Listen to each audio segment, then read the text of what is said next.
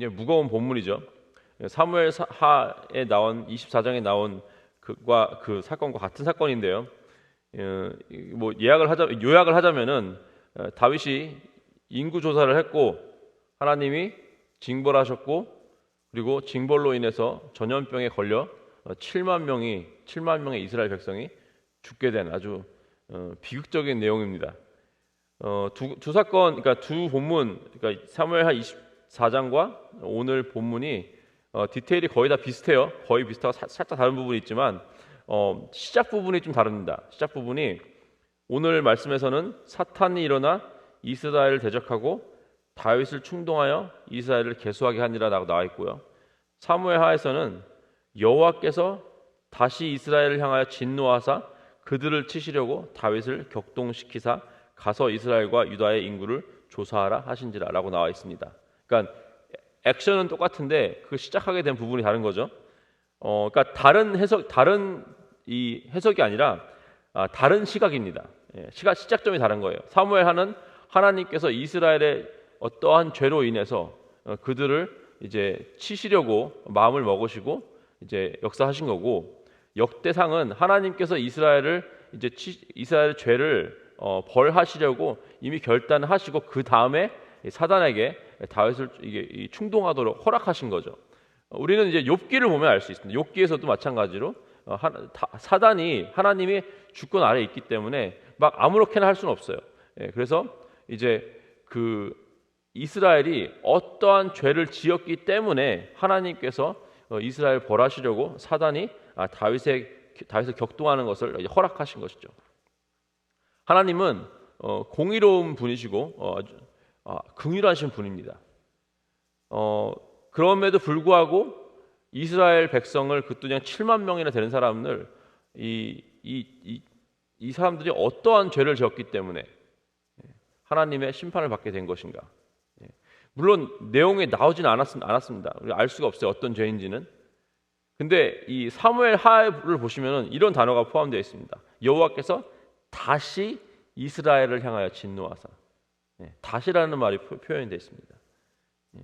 그러니까 사사기 시대에서 하나님을 반복적으로 배반했던 그 이스라엘 어떤 전적이 있지 않습니까? 그래서 늘 다시 하나님께서 그 이스라엘을 향해서 진노하시죠. 그러니까 다윗의 체제 아래 모든 것이 또 평안해지자 슬슬 이제 하나님을 떠나고 있는 그런 이스라엘 백성들이 있었다고 우리가 또 추측할 수도 있습니다. 근데 그 이스라엘 백성뿐만 아니에요. 다윗도 마찬가지였습니다. 바로 이렇게 연결되어 있지는 않지만 이 저자가 좀 의도한 바가 있을 수도 있어요. 바로 전장 20장 2절에 이렇게 보면은 이제 암몬을 치고 그 왕관을 뺏어왔는데 2절에 보면은 그 왕관을 그 보석이 있는 왕관을 빼서 중령을 달아보니까 금 1달란트, 엄청 무거운 거예요. 그 왕관을 자기 머리에 쓰니라 라는 그 디테일이 딱 들어가 있습니다. 그러니까 다윗의 마음이 혹시 이 모든 것이 잘 되고 있으니까 평안하고 자기 뜻대로 되고 계속 승리를 하고 있으니까 이 자기의 마음이 하나님에게서 멀어지려 하는 어떤 이런 전조 증상일 수도 있습니다. 이 교만한 마음은요, 그 마음 가운데 이렇게 틈을 내게 됩니다. 그리고 그 틈으로 사단이 역사를 하죠. 사단에게 그 틈을 주어서 이제 인구 조사를 하게 되었습니다. 근데 인구 조사를 하는 것이 왜 죄인가? 그것도 궁금하시죠? 왜 인구 조사하는 게 나쁜 것인가? 우리도 10년에 한 번씩 미국도 인구 조사를 하지 않습니까?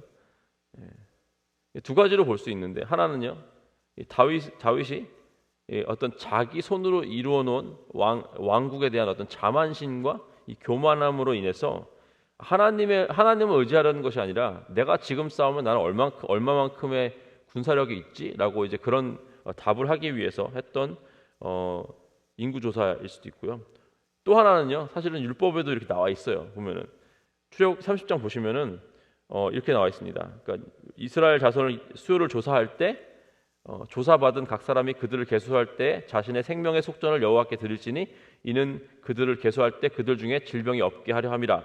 무릇 계수 중에 드는 자마다 성소의 세겔로 반세겔을 낼지니 그리고 이제 이 반세겔 여호와께 드리며 그러니까 이 인구 조사행 자체가 엄청나게 그냥 단순히 그냥 사람 수를 세는 게 아니라 이 거룩한 행위였어요. 하나님 앞에 속죄를 하면서 해야 될 정도로 아주 중요한 제도였는데 이런 거죠. 그러니까 이게 하나님의 소유인 거예요. 이스라엘은 그렇죠. 그러니까 아무리 그 나라의 왕이라도 하나님의 소유인 백성들을 내가 세는 게 이게 하나님 앞에서는 반역죄라고 보는 거죠. 제가 누군가의 집에 가서 제가 아주 집이 멋있는 잘 사시는 누구 어떤 집에 가가지고 제가 그 집 막 이게 뒤지면서 이 집은 뭐 금덩어리가 몇 개인가 숟가락이 몇 개인가 막 뒤지는 거 그런 거예요. 말도 안 되는 짓이죠.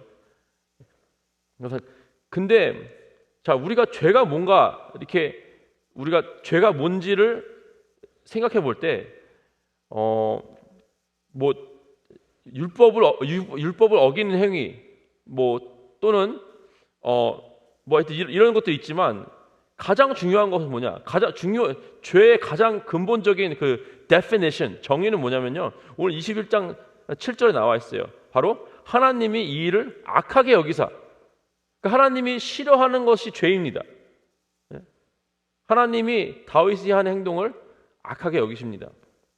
그러니까 기준이 하나님인 거예요. 우리는 죄가 뭔지 잘 깨달아야 됩니다. 단순히 법을 어기는 게 아닙니다. 하나님이 하나님 마음에 벗어난 것들은 다 죄인 것입니다. 다윗은 하나님을 의지하지 않았어요. 사람의 수를 의지했습니다. 그리고 하나님은 이 일을 악이라고 규정하셨습니다. 교만한 마음을 가지고 하나님을 떠나려는 그 다윗의 모습을 우리가 볼 수 있죠. 이 잠언 16장에 이렇게 나와 있습니다. 교만은 패망의 선봉이요 거만한 마음은 넘어짐의 앞잡이이니라. 다윗은 죄를 범한 후에 하나님께 징계를 받게 됩니다. 하나님께서 세 가지 중에 하나를 택하라고 하셨는데 다윗이 이렇게 고백을 하죠. 내가 공경에 빠졌도다. 13절에 여호와께서는 긍휼이 심히 크시니 내가 그의 손에 빠지고 사람의 손에 빠지지 아니하기를 원하나이다 하는지라 라고 했습니다. 하나님이 주시는 이 채찍은 우리가 은혜인 것을 알 수 있어요. 이 하나님의 채찍은요 아픕니다. 하지만 그 안에는 하나님의 긍휼과 또 은혜가 담겨 있고요. 또 회복이 또 담겨 있습니다. 세상의 징벌은 어떤 파괴를 위한 징벌이지만 하나님의 징벌은 회복과 다시 정결함을 위한 것임을 우리가 알 수 있습니다. 히브리서 12장에는 하나님은 사랑하는 자를 징계하신다라고 나와 있죠. 만약에 하나님께서 이스라엘을 사랑하지 않으셨다면 그냥 바로 멸망케 하든지 그냥 두시면 됩니다. 왜냐하면 죄로 자멸하거든요. 죄를 짓고 있다면은. 근데 그렇지 않고 이 채찍으로 징벌을 내리심으로 하나님의 긍휼과 은혜를 보여주신 것입니다. 우리가 자녀를 훈육할 때도 마찬가지죠. 자녀가 있으신 분들 다 아시겠지만 특히 제가 딸이 둘인데 딸들을 훈육할 때 제 앞에서 이렇게 눈물을 진짜 뚝뚝 흘리고 있으면요 마음이 찢어져요. 전혀 즐겁지가 않습니다. 너무 속상하고 혼낸 제가 오히려 데미지가 더 커가지고 한동안 너무너무 괴로워요. 하지만 사랑하기 때문에 그 잘못을 짚고 넘어가지 않으면 안 되기 때문에 훈육을 하는 거죠. 바로 이스라엘을 향한 하나님의 이 징계는 그분의 사랑과 은혜임을 알 수 있습니다. 자, 그러면은 오늘 세 번째 포인트는요. 하나님께 돌아오는 것이 회개예요. 회개는 무엇이냐? 하나님께 돌아오는 것입니다. 재앙이 임했고 이제 7만 명이 죽는 것을 다윗은 목격을 했습니다. 다윗은요 책임을 회피하지 않았어요. 17절에 이렇게 나와 있죠. 하나님께 아뢰되 명령하여 백성을 계수하게 한 자는 내가 아니니까 범죄하고 악을 행한 자는 곧 나이니이다. 이양 때는 무엇을 행하였나? 청하건대 나의 하나님 여호와여 주의 손으로 나와 내 아버지의 집을 치시고 주의 백성에게 재앙을 내리지 마옵소서 하니라. 진정한 회개는요 자신의 죄를 인정하고 하나님께 돌아오는 것입니다. 다윗은 이 백성들의 이 죽음이 눈을 목격하면서 차라리 나를 죽이세요. 내가 잘못했습니다. 이 모습을 보고 제가 이 히스기야가 생각이 났어요. 히스기야는요, 나중에 나오죠. 히스기야가 그 바벨론에서 이제 사자들 보내가지고 병문안으로 왔지 않습니까? 그때 어떻게 해요? 자기의 국고를 열어서 다 보여줍니다. 자랑하는 거예요. 내가 이만큼 부자고 우리나라가 이만큼 잘 살고 있다라고 모든 걸 다 보여줍니다. 그러고 나서 하나님께 이제 이사야 선지자에게 이제 혼나죠.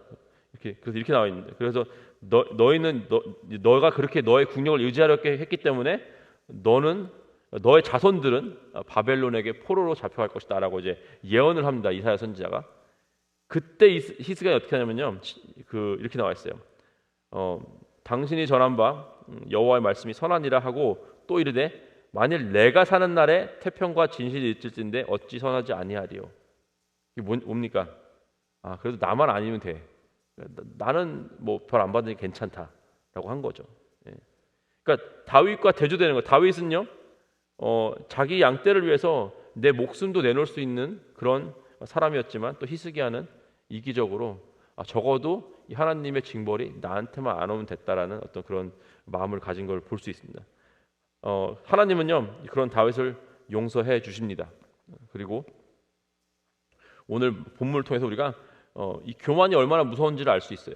교만은 우리 마음 가운데 틈을 내게 됩니다. 틈을 내고 그 안으로 사단의 역사가 일어나게 됩니다. 그리고 우리는 그 충동질 때문에 우리 스스로를 의지하게 하고 또 교만하게 만들면서 하나님을 또 떠나게 만듭니다. 그리고 우리가 반드시 기억해야 될 것은 하나님은 이 교만을 아주 큰 죄로 여기신다는 거죠. 그리고 또한 우리가 그런 어떠한 죄를 지어서 하나님께 혼난다고 하더라도 그분의 채찍 속에는 또 은혜가 담겨 있음을 여러분 기억하시기 바랍니다. 그리고 참된 회개는요, 그냥 우리가 하던 걸 안 하는 것 이상으로 하나님께 다시 돌아가는 것임을 여러분 기억하시기를 주님의 이름으로 축복하고 또 기도합니다. 기도하시겠습니다. 하나님 감사합니다. 하나님, 우리가 살면서 우리 스스로 나의 힘을 의지하진 않는지, 내 마음 가운데 교만으로 인해서 마음에 틈이 생겨 사단이 또 우리를 넘어뜨리게 하려고 역사하지는 않을 건지 우리 한번 돌아보게 하여 주시옵소서.